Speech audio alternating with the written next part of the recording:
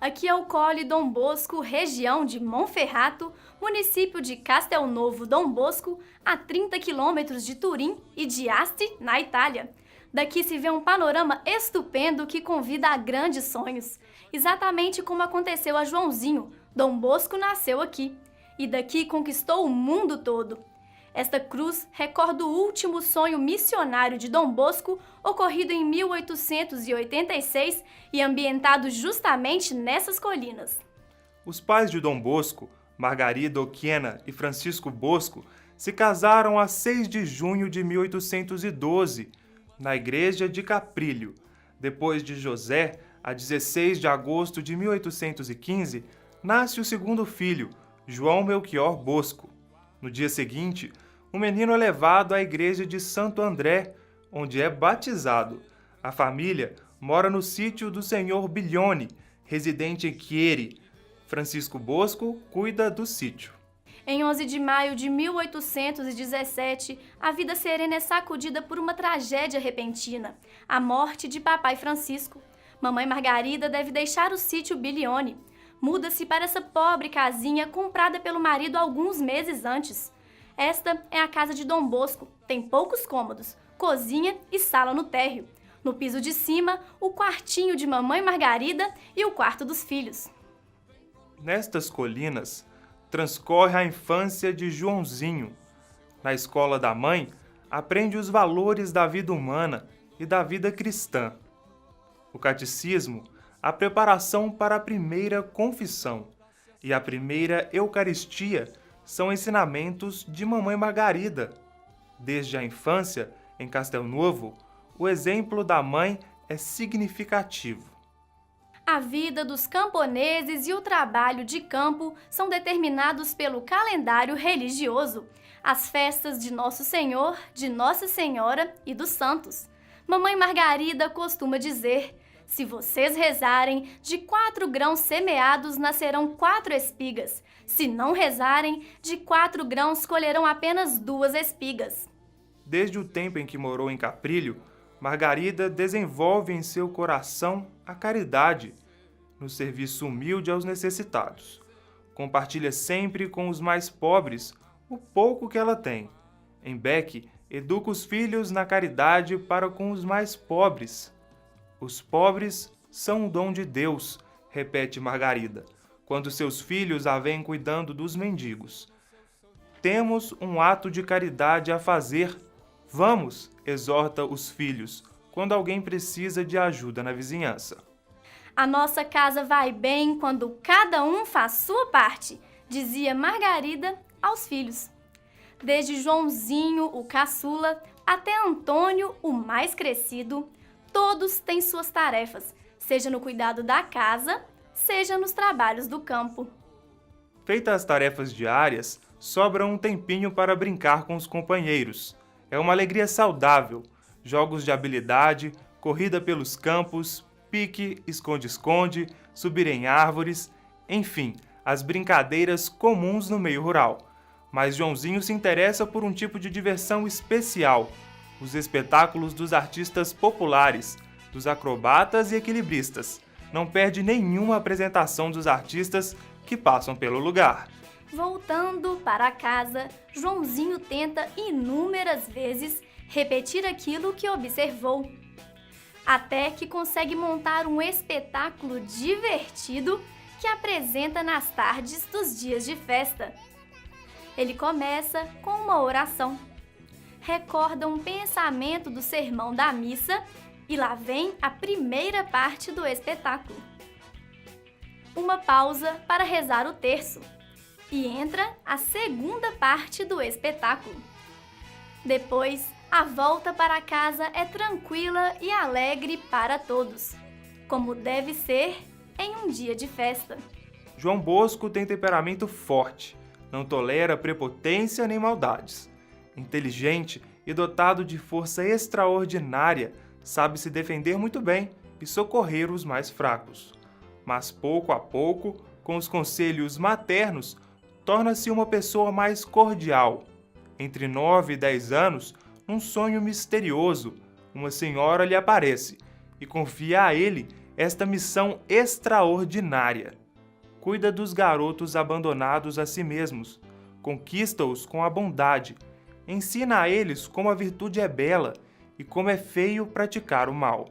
Ambientado no campo, perto da casa, este sonho marcará toda a sua vida e será a base do futuro projeto educativo de Dom Bosco. João Bosco mora durante 20 meses em Moncuco, no sítio dos Molha, trabalhando como ajudante em tudo que é preciso. Ali, pode finalmente sentir-se útil, torna-se catequista auxiliar e animador dos jovens.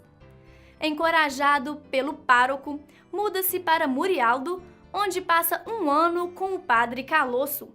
O idoso capelão ensina-lhe o latim, desperta seu gosto pela vida espiritual e mostra a importância de ter um orientador para enfrentar a vida.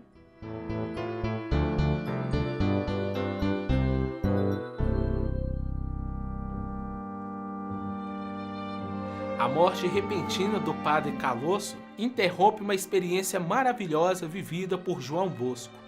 Para continuar a estudar, com muita dificuldade, ele frequenta a escola de Castelo Novo e aproveita a oportunidade de aprender a tocar órgão e trabalhar como alfaiate com a ajuda de João Roberto, em cuja casa se hospeda, dormindo embaixo de uma escada. Mamãe Margarida, que sempre entendeu os desejos do filho, atende seu pedido de ir a Chieri. Aqui, finalmente ele pode realizar o sonho de estudar para ser padre, disse ele mais tarde. No seminário de Chieri, eu não conhecia ninguém. Mantinha-me um pouco afastado de todos e tive que lutar para não ser manobrado por maus companheiros. Um queria levar-me ao teatro, outro para jogar valendo dinheiro, um terceiro que eu fosse nadar com ele no rio. Fulano de tal insistia que eu entrasse no bando que se divertia roubando nas vizinhanças. Consegui livrar-me de tais colegas, evitando as más companhias, assim que percebia suas más intenções. Aqueles que tentavam fazer-me participar de seus malfeitos eram um desastre na vida escolar. Pediam-me que lhes emprestasse meus exercícios resolvidos. E aos poucos, começaram a tratar-me de modo diferente. Se atender esses pedidos, disse o professor, você reforça a preguiça deles. Procurei então um jeito correto de ajudá-los. Explicava-lhes aquilo que não tinham entendido nas aulas e os colocava em condições de superar suas dificuldades. Assim, conquistei o reconhecimento e a amizade dos colegas. Começaram a me procurar durante o tempo livre. Pouco a pouco, tornei-me um ponto de referência para eles. Formamos uma espécie de grupo que chamamos de Sociedade da Alegria. Escolhemos esse nome porque cada um tinha a tarefa de organizar jogos e conversas, ler livros que contribuíssem para alegrar a todos. Era proibido tudo que causasse tristeza, especialmente desobedecer à lei de Deus. Quem blasfemava ou tinha conversas imorais tinha que deixar a sociedade. Encontrei-me assim à frente de muitos jovens. De comum acordo, adotamos um regulamento simples. Nenhuma ação, nenhuma conversa que não seja digna de um cristão. E o cumprimento dos deveres escolares e religiosos. Durante os anos em Chieri, João Bosco amadurece na busca de sua vocação. Finalmente, o contato com seu conterrâneo Padre José Cafasso leva João Bosco ao encontro de um guia espiritual, uma pessoa para ser confidente e a quem pedir conselhos. Ainda em Chieri, conhece os franciscanos. Fascinado por São Francisco e sua espiritualidade, pede para entrar no noviciado franciscano. Mas um sonho misterioso e uma conversa com o Padre Cafasso afastam-no desse propósito. Entretanto, continua vivo seu desejo de ser padre. O sonho dos 9 anos está sempre presente na memória. e voltará muitas vezes ao longo da vida, sempre com algum elemento novo. Enquanto busca definir sua vocação, procura fazer o bem aos companheiros, um verdadeiro apostolado. Outra ajuda na escolha da vocação é a oração, sobretudo a devoção a Maria. Em Chieri ou durante as férias em Castelnuovo, essa busca da vocação está sempre presente. Em junho de 1835, na Catedral de Chieri, João faz uma novena para pedir à Mãe do Senhor que o ajude na escolha da vocação. Reza com ele seu amigo Luiz Comolo. No fim da novena, Bosco recebe do padre Comolo, tio do seu amigo, o conselho de continuar os estudos no seminário, e o padre Cafasso confirma sua decisão. João Bosco se prepara para tornar-se o Padre Bosco.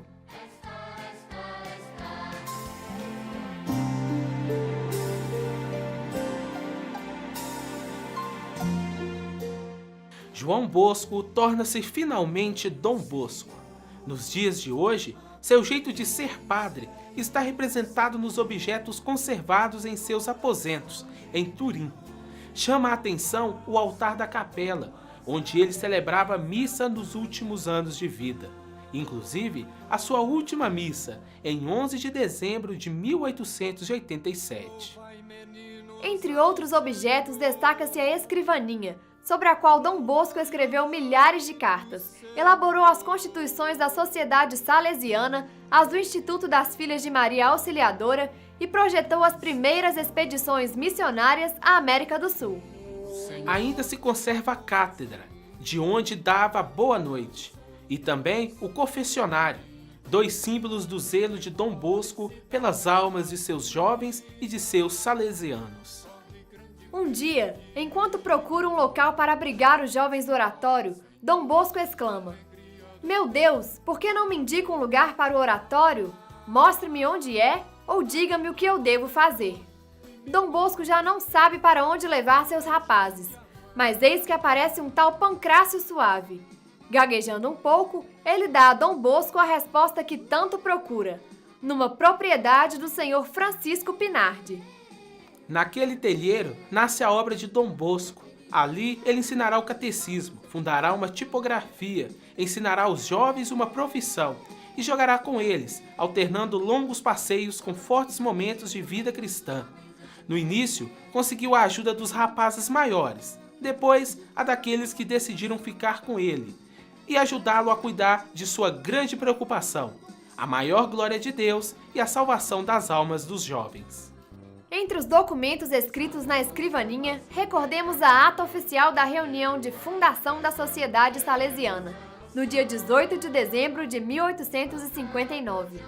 Dom Bosco e alguns de seus jovens, entre os quais o diácono Miguel Rua e o clérigo João Calheiro, decidem unir-se para formar uma congregação dedicada a promover a glória de Deus e a salvação das almas. Para modelo e protetor de quem se empenhará nessa obra, ele escolhe São Francisco de Sales. Em outubro de 1864, Dom Bosco encontra a jovem Maria Mazzarello. Imediatamente, percebe que ela era a pessoa que Deus lhe indicava para estender às moças a obra de educação da juventude.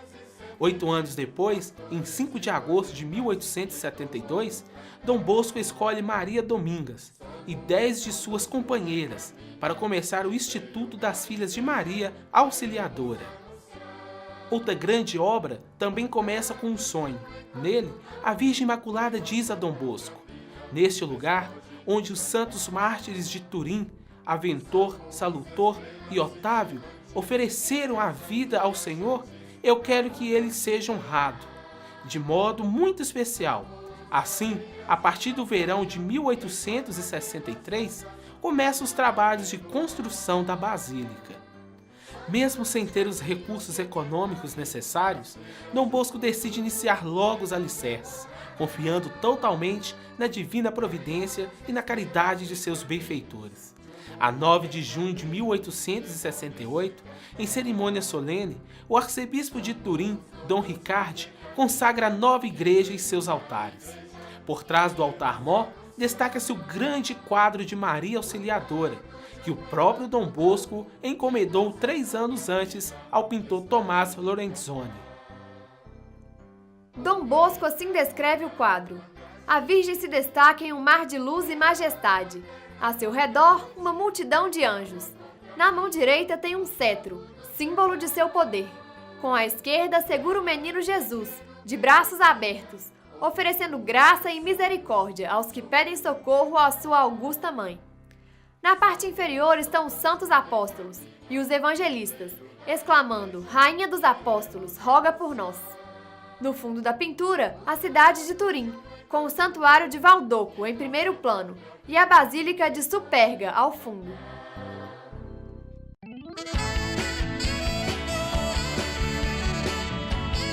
A congregação salesiana estava apenas dando seus primeiros passos, e ali estava, inspirada por um sonho, a primeira expedição missionária que partiria em 11 de novembro de 1875. No fim de janeiro, Dom Bosco havia comunicado aos salesianos e aos jovens que os primeiros missionários logo partiriam para as missões no extremo sul da Argentina. Quem sabe não será como um grãozinho de milho ou de mostarda que pouco a pouco vai crescendo, predestinado a fazer um grande bem. Dom Bosco mandou aquele grupo de salesianos atravessarem o oceano. Eles partiram para o mundo desconhecido com um gesto de confiança absoluta nele. E assim começaram as missões salesianas. Olhar o mundo salesiano e ver que também hoje não temos medo de nos empenharmos em empresas corajosas e temerárias enche de alegria os nossos corações. Nas periferias miseráveis de grandes cidades, nas aldeias andinas, nas florestas entre povos indígenas, nos confins da África e em tantos outros lugares, está presente a alegria barulhenta dos oratórios salesianos. Os jovens foram meu verdadeiro sonho. Entreguei-me a eles por inteiro, sem guardar nada para mim. Prometi que até meu último suspiro eu viveria para eles. E assim eu fiz. Desde o primeiro jovem que encontrei, Bartolomeu Garelli, compreendi que o mundo juvenil era o campo de ação que a senhora majestosa do sonho dos 9 anos me havia indicado. Por isso, jamais me cansava de repetir aos meus rapazes que sempre me chamassem de pai e me fariam feliz. Domingos Sávio chegou ao oratório em 1854, quando já terminava a grave peste que dizimou a cidade de Turim. Tornou-se logo amigo de Miguel Rua, João Calheiro, João Bonetti e José Buongiovanni, com os quais ia para a escola na cidade. Eles, os jovens mais entusiasmados, quiseram unir-se em uma sociedade secreta para formar um grupo compacto de pequenos apóstolos e, com autorização de Dom Bosco, decidiram dar ao grupo o nome de Companhia da Imaculada. Os sócios da companhia decidiram cuidar de 2 tipos de colegas. O primeiro era formado pelos indisciplinados, dados aos xingamentos, que se agarravam no tapa. Cada sócio se responsabilizava por um deles e passava a ser seu anjo da guarda. O segundo tipo eram os novatos, recém-chegados ao oratório. A estes ajudavam a se enturmar desde o primeiro dia, quando ainda não conheciam ninguém, não sabiam brincar e sofriam com saudades de casa. A companhia tornou-se o bom fermento no oratório e conseguia transformar jovens comuns em pequenos apóstolos. Hoje, o movimento juvenil salesiano continua aquele milagre do primeiro oratório.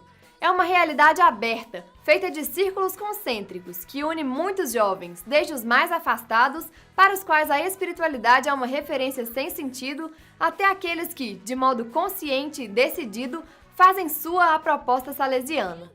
Assim, Dom Bosco se faz presente nos filhos do oratório, espalhados por todo o mundo.